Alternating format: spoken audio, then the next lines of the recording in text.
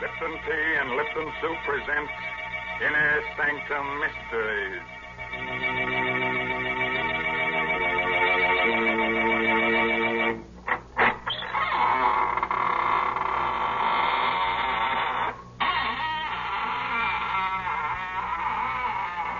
Good evening, friends of the Inner Sanctum. This is Raymond, your host, at the squeaking door. Come in, won't you? Well, you're shivering.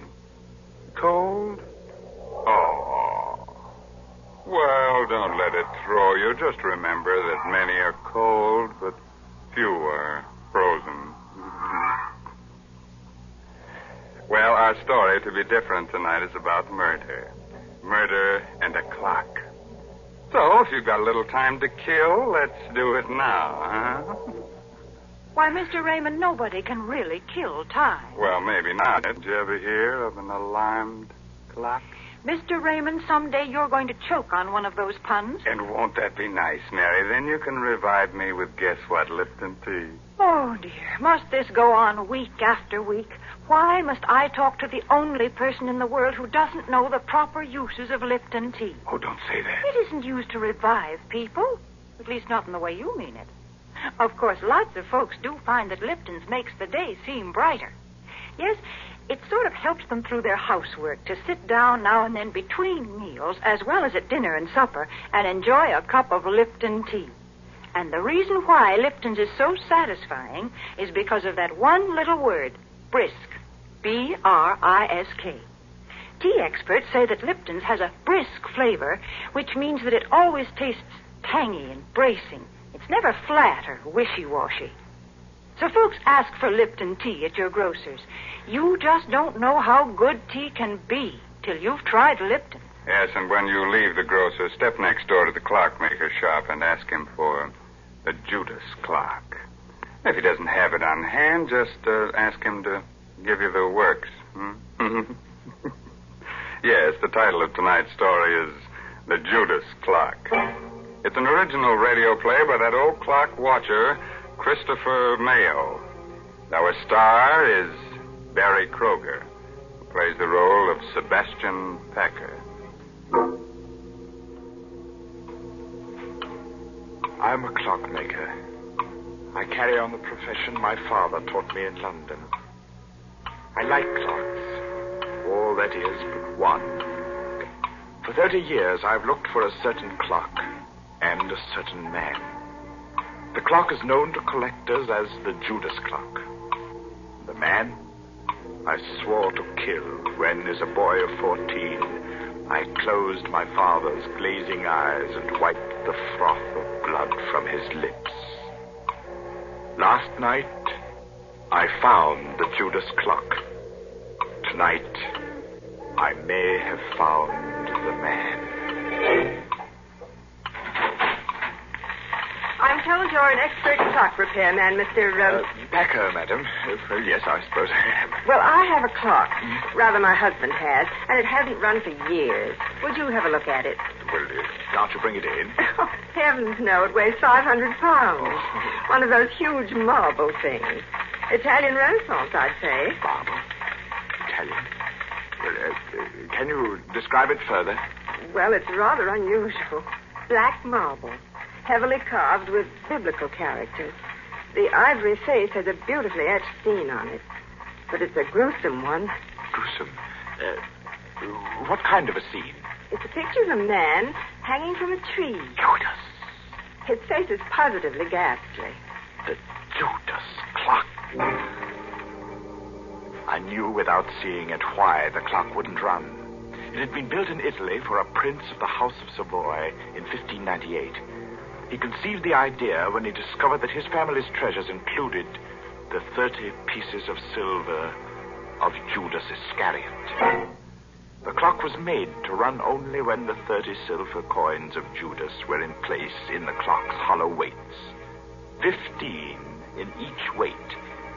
And the coins had been in my possession since the day of my father's death.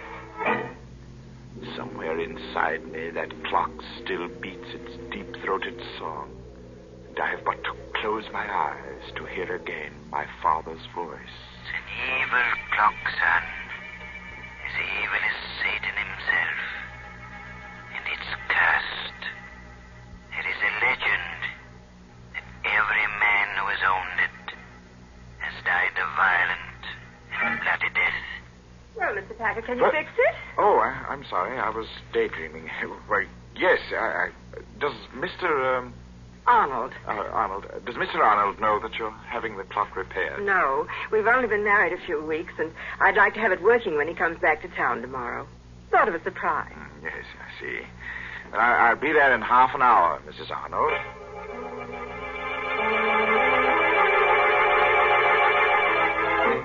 So last night, I went to the Arnold house and found the Judas clock again. I started to work. Foghorns from the East River sounded much as I remembered they did in London. And suddenly, I was back there on a fateful day, about a fortnight after the clock had been uncrated by my father. I was in the shop when the man from Scotland Yard stepped in. He walked straight to the clock and stared at it. Good afternoon, sir. Does the clock interest you? Very much. When did you acquire it? A cousin bought it at an auction in Italy, and I'm displaying it for sale and consignment. My name's Pettibone, Scotland Yard. I've been looking for this clock for a month. It was stolen in Italy. Stolen? Yes, Mr. Packer. And worse, murder was done. Afraid you're involved in a bit of something here. Murder? I'm taking possession of the clock in the name of the Crown. I shall never forget the look of horror on the detective's face a moment later. He laid his hand on the clock's carving, and it froze there, while his face drained white and his eyes bulged. He opened and closed his mouth soundlessly and crumpled to the floor with his hands to his throat. He was still and twisted and very dead. Mr. Pettibone had died of a heart attack the moment he took possession of the clock. I helped Father drag him into the stockroom. Father wanted time to think, so I went to my room. I dozed off only to wake hours later at the sound of angry voices. Well, Cousin Andrew, you've done me a fine turn, haven't you? I've told you I didn't mean to kill the old girl. It was an accident. Don't talk so loud. Boy will hear us. You killed her as soon as you learned she'd made out a will in your favor. Then when you thought it was safe, you sold all her furnishings and sent the clock to me to sell. Very well, I did. You're in it to the ears. I'll go to the police. And how will you explain poor, stiff Mr. Pettibone lying in your stockroom all this while? Besides, Timothy, there's nothing to fear now Pettibone's gone. He was the only one who suspected me. Now, you're the only one who knows. I'll crate this cursed black monster tomorrow, and you leave with it. And will you also crate Mr. Pettibone? I have a plan. Here, sit down in this chair, right here. I'll show you how we can solve the whole thing. My young heart beat with a wild dread as I listened. I could only see Cousin Andy's back, but I could see Father seated dejectedly in the chair near the Judas clock, his head in his hands. It was midnight. All the clocks in the shop began striking the hour, and louder than all the rest was the chime of the evil clock. If only then I had known, I might have done something, but the slow strokes beat on. 8, 9, 10, 11, 12. And before my horrified eyes, the heavy marble piece leaned slowly from the wall and crashed across my father's back. Cousin Andy stood facing my father as the clock crushed his frail form and choked him. He made pitiful little sounds, his eyes begging for life. And the murderer just stood, his back to me, and watched. Thundering sinners, you die hard. Cousin Andy ran from the shop crying for help. He would claim an accident. I raced into the shop. My father was dead. I choked back my tears, and I closed the poor, staring eyes. I took the coins of Judas from the weights of the clock and ran from the shop, the blood-stained pieces jangling merrily in my pocket.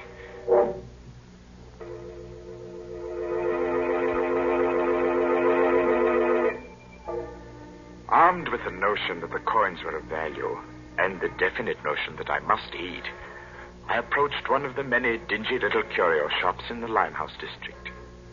I stepped through the fog toward a shop where a dim light burned in the rear. Every inch of wall and ceiling was hung with curios, old armor, swords, and shields. I would have run out, but a weazened, apish man barked at me from the rear. Well, what you want? I have something to sell. What you got? I have the 30 pieces of silver that belong to Judas Iscariot. I'll twist this scrawny neck off you. Pulling me leg, eh? Oh, no, sir, I'm not pulling your legs, sir. Here they are. Fine. Silver, right enough. Where'd you cop them? Oh, I didn't steal them, sir. They belong to my father. A likely tale, that. Will you buy them? Buy him, he says. Buy him. Get out of here before I cause a bobby you scant. Get out! Oh, no, give me my coins. Get out or I'll come about and fetch you a sound one. The ugly brute came toward me. He held my coins clutched in a tight, hairy fist. Before I could move, he had struck me. And I hit the wall with a clatter. And then it happened again. For the second time that night, the curse of the Judas clock struck. As I hit the wall, my eye caught a metallic glint above, and a heavy object dropped from the ceiling. The man was about to strike me again when the object struck his head. And remained part of him. He fell. His skull split in two by a hangman's axe.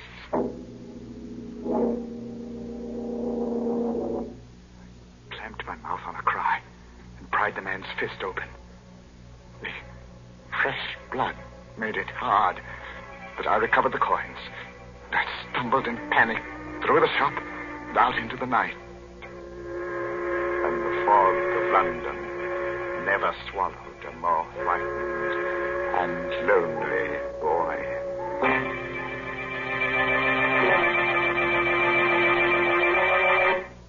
That nasty fog swallowing a little boy. That reminds me of a little nursery rhyme. Hickory dickory dock, the mouse ran up the clock. The clock struck 2. Look out, it might strike you. Heavens, I'm glad I don't own that terrible clock. Oh, don't say that, Mary. Just think, if you had the Judas clock, then time wouldn't hang heavily on you. No, it would fall on you. Well, if it did fall and you rescued me, wouldn't that make you a time saver? Well, split my sides with an axe if Mary didn't make with a joke. Well, a very little one, Mr. Raymond. That's true. But seriously, I do have something to say about a time saver. And I'm thinking about Lipton tea. You know, Lipton's is such a handy beverage. It takes so little time to prepare, and it's always so welcome. Yes, its famous brisk flavor makes it enjoyable, not just at your own meal times, but between meals and whenever folks drop in for a visit. That's why it's a good idea to buy Lipton's in the larger, more economical size packages. That's right. The larger packages are much thriftier. So you see, it's wise to keep on hand a really good supply of that brisk-flavored Lipton tea. Oh, sure, it'll come in handy to warm up the chills you get from these inner sanctum stories. And, brother, you're going to shiver plenty with Barry Kroger as Sebastian Packer as this story goes on about the Judas clock. I hadn't touched those horrible coins of Judas Iscariot since the day the storekeeper was killed. By now, I half believed the legend that death followed them. I began to feel that the only way I could escape their curse was to find the Judas clock and put the coins back in its weights where they belonged. One day, as I read the notices in the Times, my heart skipped a beat. It said, auction of clocks. Chopin Place, auction room, Saturday at 7. Rare items, one of them fine Italian Renaissance piece of black marble. Rare treat for collectors. Come early. Interested in something, young man? Oh, why, yes. Well, that is nothing in particular.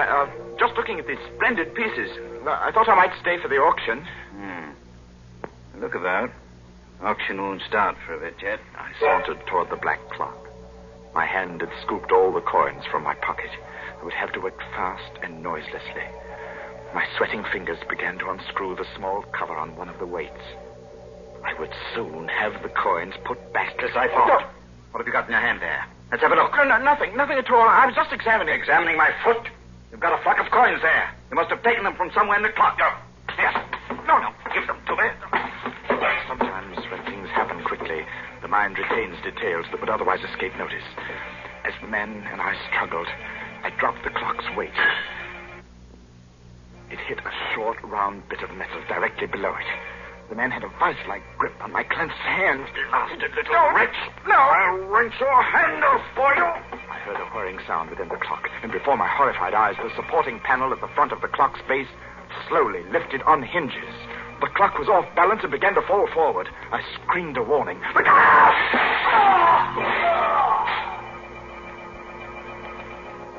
The auction man was dead, mashed to a pulp of bone and blood beneath the clock, as my father had been. I ran to the door and out into the street. I was right back where I'd started. Only now I knew that my father had been murdered by Cousin Andy.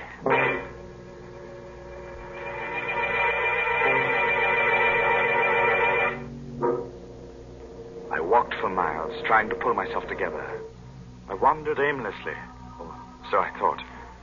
But fate had traced my path before me, because I was startled to find myself staring into the shop window of a rare coin dealer named Megaroyd. I walked into the shop. Mr. Megaroyd was a nice little man. He smiled a bit quizzically at my firm belief that I possessed the betrayal coins of Judas. I poured them onto his counter. Oh, I say, you could be right, you know. Well, these are the right era. I say, suppose they are. Let me put a glass to them. Mr. Megaroyd, would they be worth a great deal, even if they weren't the... Well, let me see. Yes, gracious, yes, they should be worth a great deal as collector's items alone. Well, Mr. Megaroyd, I feel that there's something I should tell you about these pieces. They... Yes? Oh, it's not important. Oh, well, now, just a moment. I have a catalogue on this here in my show window. I'll fidget just a jiffy. The coins lay on the counter. I watched Mr. Megaroyd run down the aisle. As he approached the display window, his foot caught in an electric wire which lay across the floor. The lights went out, and I saw him pitch forward and... Mr. Megaroyd! Mr. Megaroyd!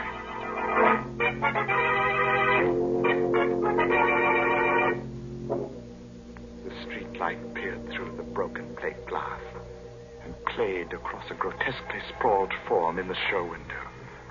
I needed no more light than there was to see what had happened. The upper half of the heavy plate had broken and dropped flat against the solid lower half. There was no need to ask how he was. No guillotine could have done a neater job. Mr. Megaroyd had no head. Who else but death can own the coins of Judas?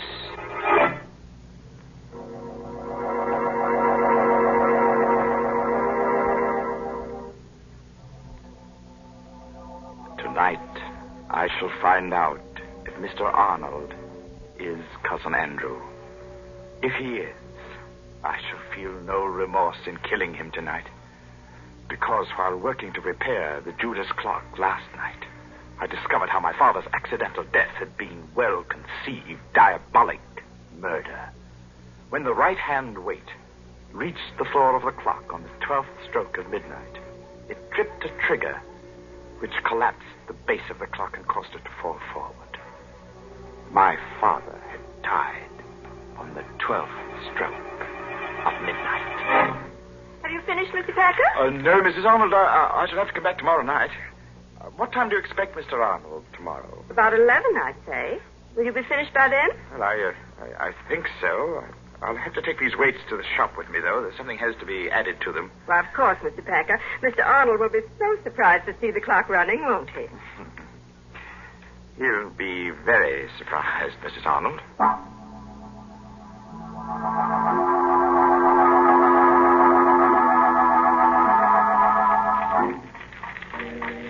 I've put the coins in their place within the weights.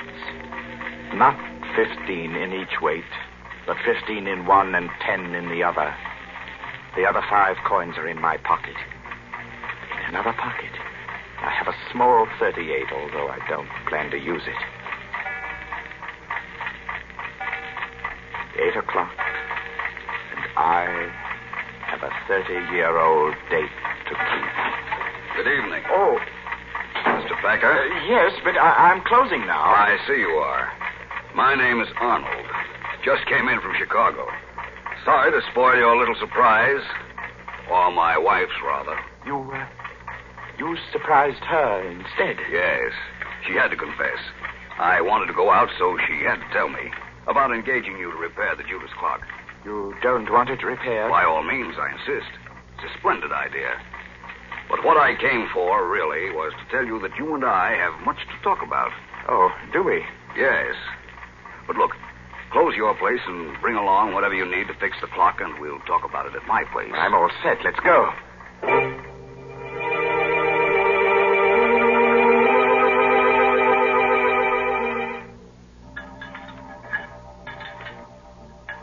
Think you'll have it fixed in time to strike midnight? Oh, yes. Yes, it will strike at midnight. Yes. Well, there we are, Mr. Arnold. Weights are in place. Let's see.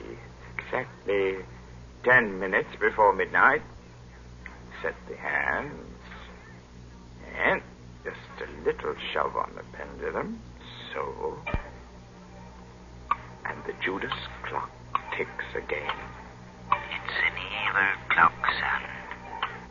Evil as Satan himself. The Judas clock wakes from a 30-year sleep. Hey, Cousin Sebastian. Cousin? What? That's what I wanted to tell you. My wife told me your father owned this clock in London. Well, yes. I was your father's cousin. You're Sebastian Packer, the little boy who ran away that night. Cousin Henry. Yes.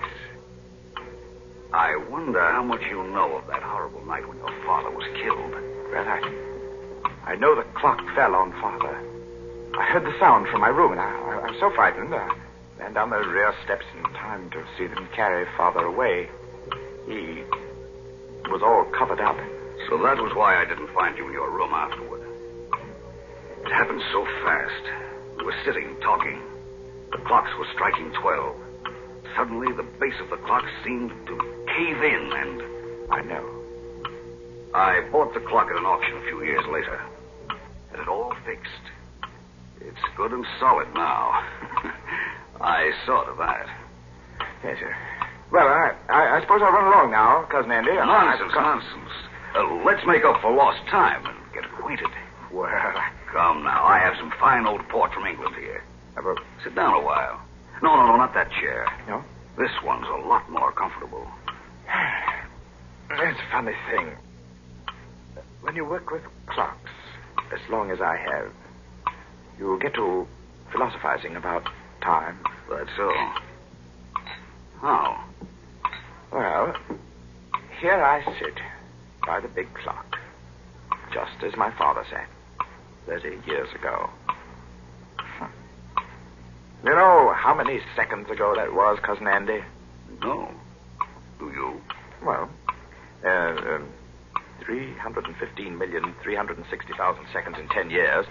That'd be 9,460,800,000 seconds in 30 years. You've got quite a mechanical mind, Sebastian. Here, try this port. Thank you. Here's to Father.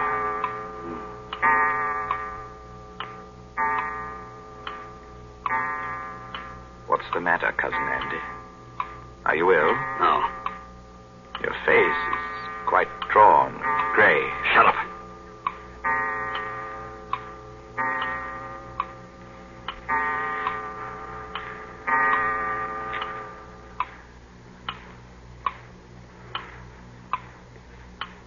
Well, Cousin Andy, it's late. I guess I'd best go. You know, you do look awfully sick. Oh, don't get up, old man. Here, sit down and relax. Take my chair. It's the more comfortable. Why, you're shaking like a leaf. Now, just sit quietly. I'll see myself out. Thundering sinners, Good night, Cousin Andy. Oh, Sebastian.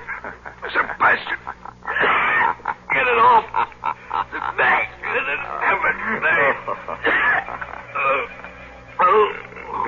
Poor Cousin Andy. Randy, you're choking to death.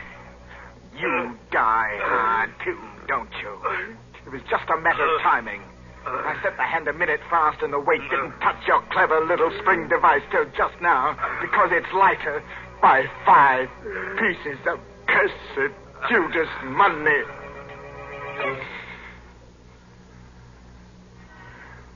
Rest easy, Father.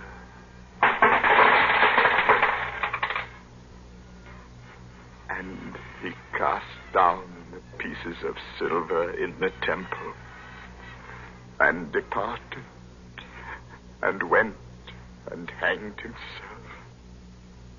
Oh,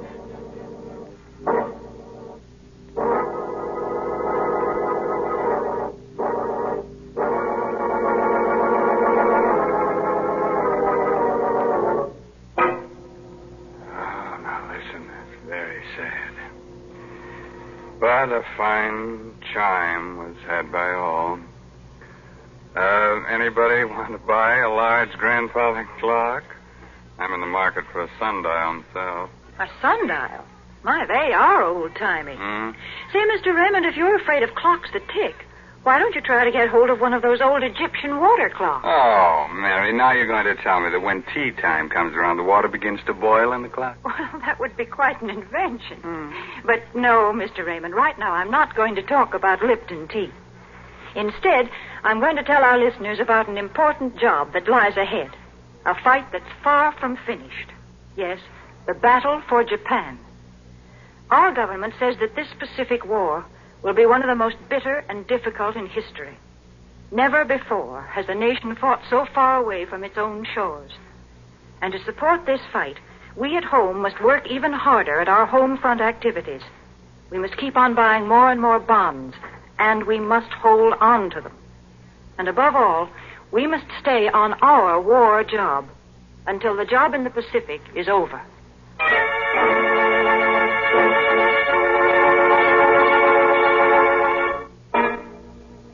Well, I'll leave you with a cheerful, timely moral. Oh, that goes with tonight's story. No extra charge. Now, you can figure out how many seconds you've lived. All right, that's your pastime. But you can't figure out how many you've got left. That's just sometime. You know what I mean? Well, I'll see you in just 604,800 seconds from right now. Well, that's next Tuesday night at 9 o'clock, of course. By the way, this month's Inner Sanctum mystery novel is The Lucky Stiff by Craig Rice. Well, now it's really time to close that there squeaking door until next Tuesday night when Lipton Tea and Lipton Soup bring you another Inner Sanctum mystery, directed by Hyman Brown. So until then, good night. Pleasant dreams.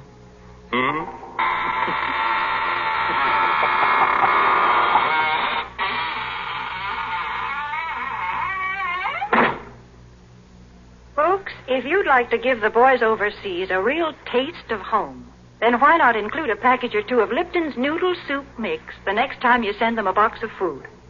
Yes, Lipton's has the same homemade, chickeny taste as the soup you make right in your own kitchen. That's why it's a thoughtful, welcome little gift to send Lipton's. And as you know yourself, Lipton's Noodle Soup makes a grand snack. So remember, send a package or two to your boy.